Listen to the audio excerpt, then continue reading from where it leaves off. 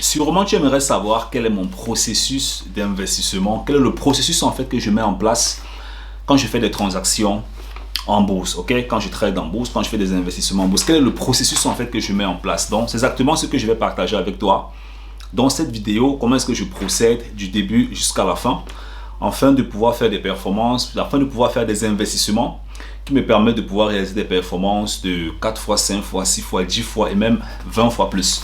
Alors, comment est-ce que je procède concrètement, hein? Déjà, avant de continuer, voilà, tu sais très bien, si tu es nouveau dans la chaîne YouTube, tu aimerais avoir des vidéos en bourse trading. Alors, tu t'abonnes, tu actives la cloche pour ne plus manquer les prochaines vidéos. Alors, comment est-ce que je procède? C'est très facile, ok? Ici, j'ai une feuille de papier. Qu'est-ce qui se passe? La première étape pour moi, ça consiste à détecter en fait les entreprises ou bien les produits potentiels. Quels sont les produits potentiels sur lesquels est-ce que j'aimerais faire une transaction sur les marchés financiers? L'un des points sur lesquels est-ce que j'insiste toujours et beaucoup, c'est de ne pas se lancer dans ce domaine à l'aveuglette. Hein? Je dis toujours, je ne suis pas sur cette chaîne YouTube là pour vous vendre le rêve de la bourse, le rêve du trading. Il n'y a aucun domaine où on claque du doigt et on gagne de l'argent. Okay? Et ce n'est pas aussi l'objectif de cette chaîne, de vous vendre le rêve. D'accord? Si vous n'êtes pas persévérant, franchement, il faut laisser. Alors, donc, comment est-ce que moi je procède? La première étape, donc, je trouve des entreprises cibles. Donc, ça peut être des entreprises, ça peut être autres produits financiers. Ok? Donc, maintenant, quand je trouve ces entreprises, qu'est-ce que je fais? J'ai des critères d'évaluation. Ok? Des critères d'évaluation qui me permettent de savoir, ok, à quel niveau est-ce que je vais faire? Comment est-ce que je vais faire mes calculs? Là, je ne suis pas encore dans l'environnement d'investissement. Parce que là, ce que tu as là sur ma machine, en fait, c'est l'environnement d'investissement. Ok? Donc, pour investir, pour trader en bourse, on a besoin d'un environnement. Ok? Si tu es informaticien, il y a ce qu'on appelle l'environnement de programmation. Si tu es mécanicien, il y a l'environnement de la mécanique. Si tu es menuisier, il y a l'environnement pour faire la menuiserie. Pour investir en bourse, il y a un environnement numérique. Donc, ça, c'est l'environnement. Alors, avant même d'entrer dans l'environnement, j'ai d'abord déjà quelques étapes en fait que je fais. L'étape en fait, c'est quoi? C'est le filtrage. Quel est le type de produit que je cherche? Quels sont les critères que ces produits doivent remplir avant même que je commence à aller dans l'environnement? Alors, donc, quand j'ai trouvé ces produits, par exemple, et les critères que ces produits-là ont bien évidemment, alors qu'est-ce que je fais? C'est que je vais faire des calculs, ok? Je vais faire des calculs. Pourquoi est-ce que je fais des calculs? Parce que, tu sais, il y a la différence entre un investisseur qualifié, un investisseur certifié, un investisseur initié, un investisseur accrédité et un investisseur chevronné. Les investisseurs chevronnés, ce sont des gens comme le Jeff Bezos, Mark Zuckerberg, tous ces gros multimilliardaires que tu connais là, Aliko Dangote, des gars comme les Fosso Victor au Cameroun, tu vois, perd son âme. Donc ce sont des investisseurs pour moi chevronnés et qui sont même aussi définis comme des investisseurs chevronnés. Donc, et puis maintenant au début, tout au début, là j'ai pris vraiment le top au niveau, tu vois un peu. Au début maintenant on a les investisseurs, je dirais les investisseurs qualifiés, ok, ou les investisseurs initiés. L'investisseur initié il a créé une entreprise quand même déjà. Et il comprend comment l'entrepreneuriat fonctionne, il comprend les chiffres, la comptabilité, il se bat, il comprend, tu vois un peu, et puis il évolue doucement, doucement. Après, on a l'investisseur qualifié. L'investisseur qualifié, lui, il comprend ce qu'il est en train de faire. Donc, si tu veux te lancer en trading, tu n'as pas de qualification. Tu n'es ni qualifié, je ne sais pas là où tu es. Et puis, tu vas aller créer les comptes, je ne sais pas moi, tes comptes est bidon, je ne sais pas où. Après, tu vas te mettre à dire que tu es en train de faire le trading et tout. Non. Le trading, il faut se qualifier.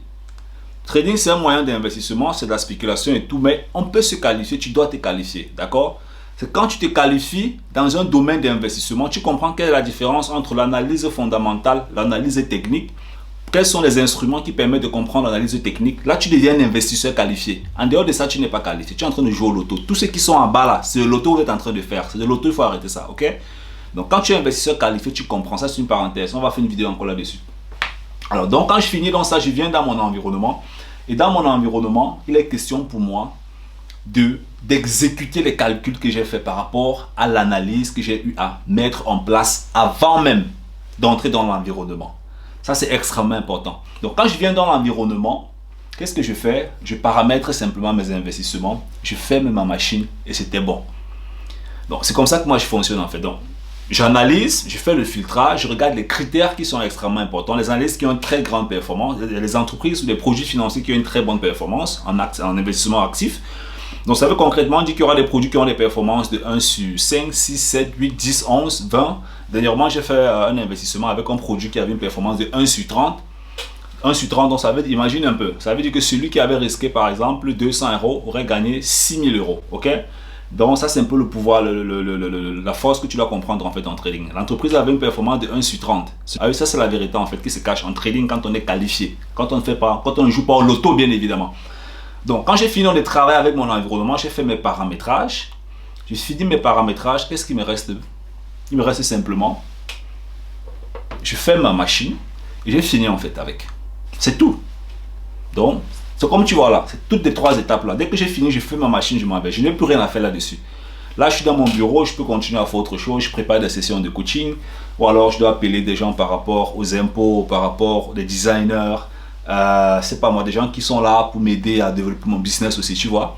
Donc c'est comme ça que je procède et j'ai pas besoin, c'est tout. Il n'y a plus la sorcellerie derrière, j'ai plus besoin de passer mon temps à regarder est-ce que l'entreprise est montée, c'est descendu. Non, j'ai déjà eu à analyser.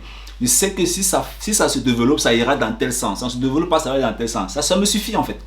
Ça me suffit. Je ne suis pas là pour passer la journée à fouiller devant l'ordinateur. Non, ça ne fonctionne pas comme ça. Ok?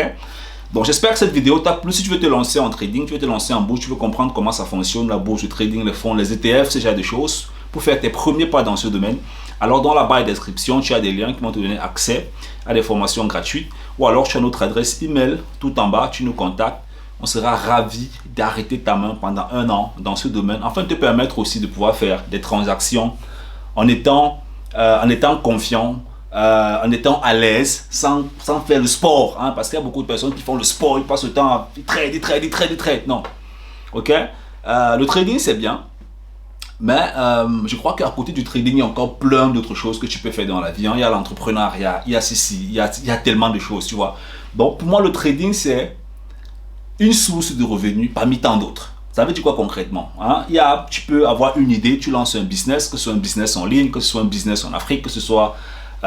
c'est pas moi, il y a tellement de choses que tu peux faire. Donc, ce sont des business et tu dois prendre le trading aussi comme un business. Quand tu as compris comment le trading fonctionne, ça fonctionne, c'est bon, c'est un business, ça peut te générer des sources de revenus. Tu prends donc ces sources de revenus que tu investis maintenant dans d'autres activités. Donc, c'est pour te faire comprendre que tu peux te lancer en trading, tu peux te développer dans ce domaine, tu peux faire de très très bonnes choses dans ce domaine. Et voilà, je pense que ça te fera vraiment du bien. Abonne-toi et active la cloche, on est ensemble. Bye bye.